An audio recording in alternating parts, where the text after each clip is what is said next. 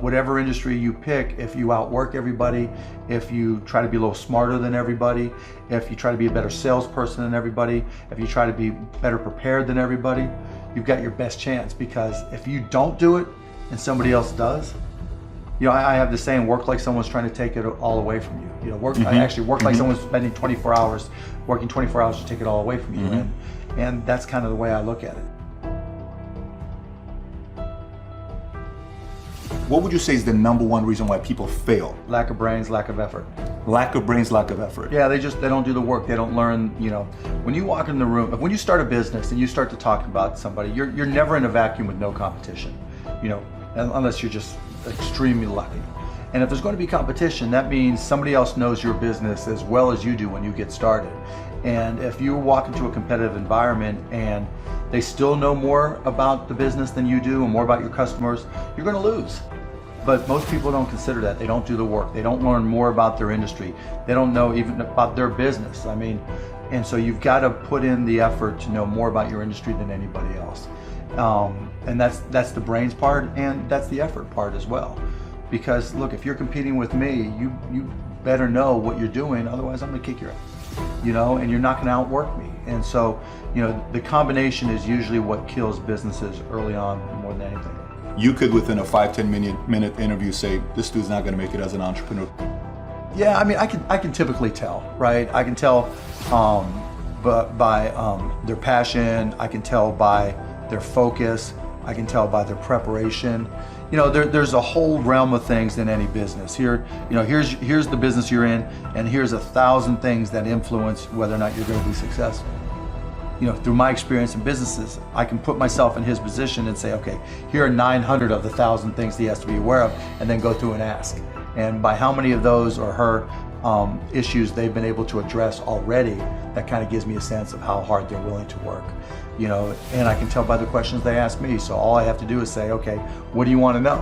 And when they start saying, what should I do? They ask you. Yeah, and that's fine, right? And I want them to ask questions, but people like to say, the only stupid questions are the ones you don't ask, and that's not right? Because the questions you ask tell whoever more about you than anything else you do. Because in particular, it tells me about your preparation.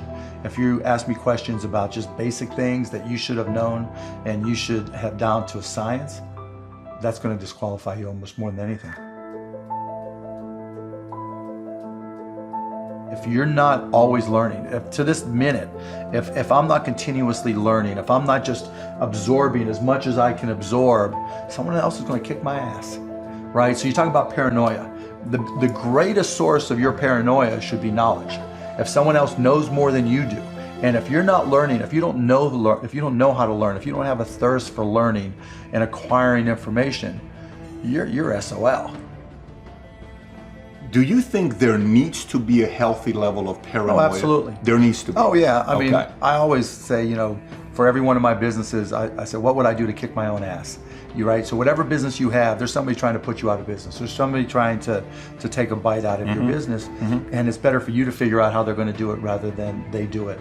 And so, yeah, that's being paranoid. And so you have to be paranoid.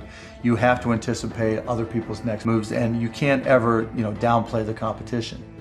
I was at a business plan competition this morning at a college, and they were kind of being dismissive of the competition. And so you can't ever do that.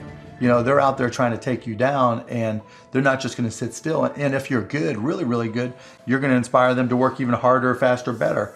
And so you have to be, very self-aware of what you're good at and what other people are good at. And, a healthy dose of paranoia makes a big difference. Is very helpful. Let's transition to a different subject with college.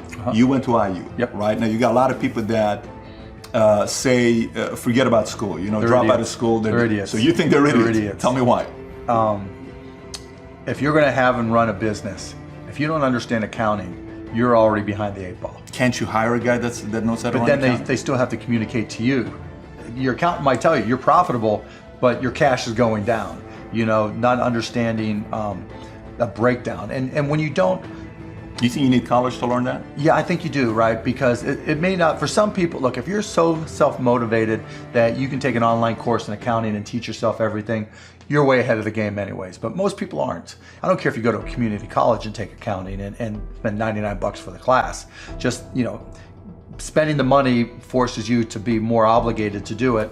But accounting, finance, lesser extent marketing, sales if the school offers that, these are all that's the language of business. And so while it's possible to teach yourself these things, and while it's possible to hire them, when you're starting your own company, you don't want to have to spend money hiring an accountant.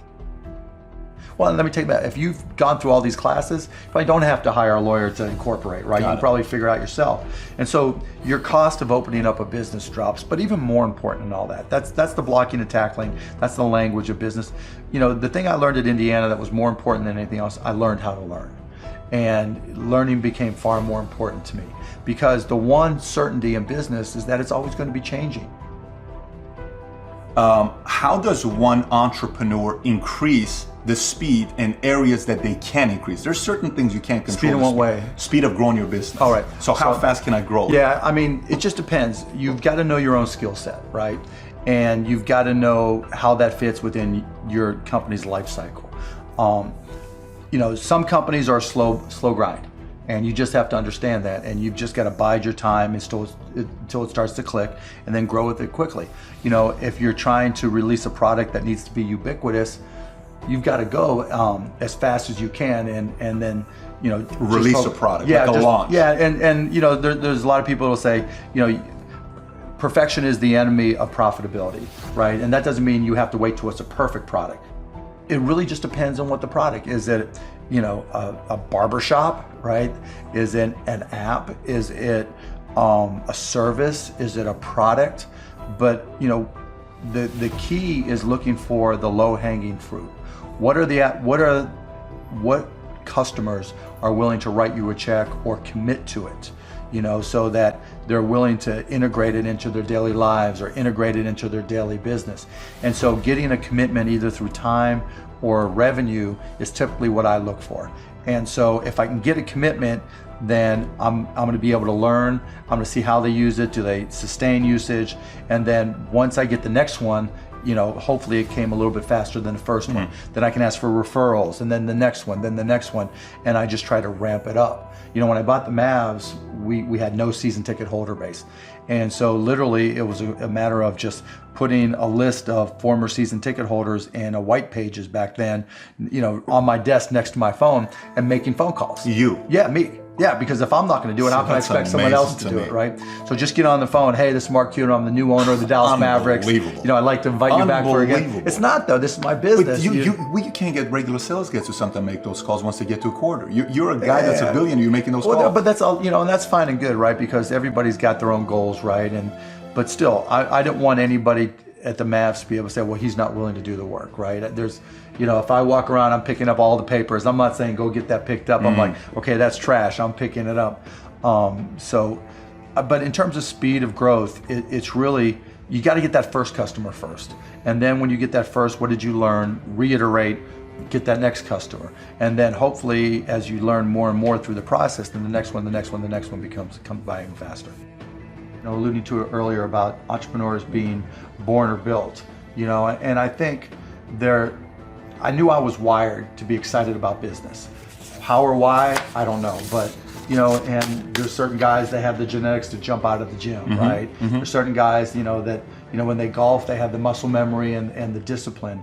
You know, Dirk Nowitzki may not be the most talented guy in the NBA, but his discipline and his focus to do what's necessary to be successful, he's willing to do, and combine it with being 7 feet tall and being skilled, you know, it makes him an amazing basketball player. So it's understanding what your skill set is, finding the right place to use those skills, and then going for it. You know, will that make you 250 grand? It depends if you pick the right industry. You know, I started my first business when I was 12. I was buying and selling baseball cards, buying and selling stamps. Anything I could do to make money, I was hustling and trying to do. So I was into business, but I not so much where it was, all my friends were into it with me, so they wouldn't know. Baseball cards. Yeah, baseball cards, you name it. I mean, I grew up in Pittsburgh.